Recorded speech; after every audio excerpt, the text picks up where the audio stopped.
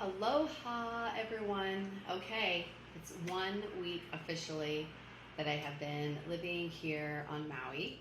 1 week officially today.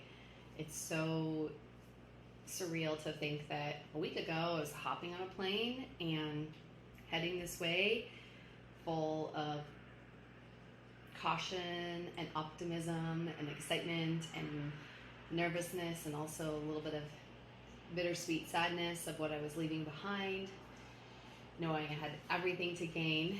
And there have been a lot of lessons and teaching moments and experiences in just this week. So here's the story. Okay, so my partner, Adam, my best friend, came out and supported me getting settled into this apartment, which we found online. And after, this has been really truly like from the time I was like, what if I actually did this now in my life instead of waiting until whatever I thought I had to wait for. It's about a year ago. And as I got to about 6 months away from this mark, I was thinking it's probably going to be January-ish that I'll end up moving. And then I learned in January that the island is in charge. And I sort of just swaha and handed it over because it was challenging finding a place to live. And part of that is that respectfully, connecting with people who are renting wahanas, they would like you to already be here on the island. I respect that. So this apartment complex was an option for a while, and it was sort of in the plan B. And plan B it is, because January was turning into February, and I was really feeling like the island is calling me. You've got to make this happen. So worked through some financial planning and some budgeting, and I was like, okay, this is out of my budget, but it's an ideal situation, and I'm going to make it work for 6 months. So signed a 6-month lease, and now I have this first 6 months to really root here in Lahaina. And I'm actually closer to the Kanapali area, where there's some really nice resorts, just like a 10-minute walk to a different part of the beach, a 2-minute walk across the street to the beach.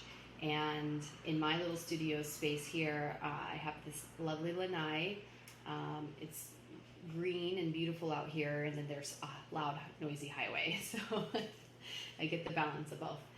And so the first few days was just about, the 4 suitcases that I packed, mostly clothes, a few personal items, toiletries, just basic needs. And we had ordered a bed, and so we got settled, and then mixed up a little bit of play with a little bit of getting settled and grounded. Got a desk. I need to be able to be set up for success for work.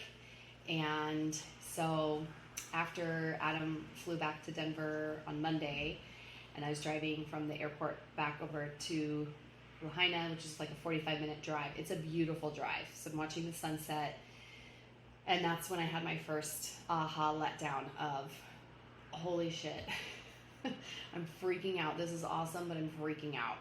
And that pretty much lasted for about 2 days. And so I think what I have learned from that is you don't know until you're in it. You really have like all these thoughts, and you can, use your yoga wisdom to channel your emotions and your energy and get grounded. But I don't think I can fully describe, and I'm going to try my hardest to get that just out well over time. But it's just unfolding before me every moment right now, this interesting space. So sometimes I'm feeling more of that awesome, and sometimes I'm feeling more of the, oh my gosh, like I just left behind a whole life in a world that I've known and been comforted by for so long. And the one thing that I have been able to learn quickly is when I have those moments, I immediately just go outside and get into the Aloha spirit, and I put my feet in the sand and I stare at the ocean, and I go, okay, I'm where I need to be. So I'm going to end on that note. I'm where I need to be. So much more to explore. There's a lot of nuances with getting like my car registered and getting financial things in order and figuring out, how the balance is all going to come into play. But it's all about getting settled and grounded this week. So I'll see you next week with another update. Aloha.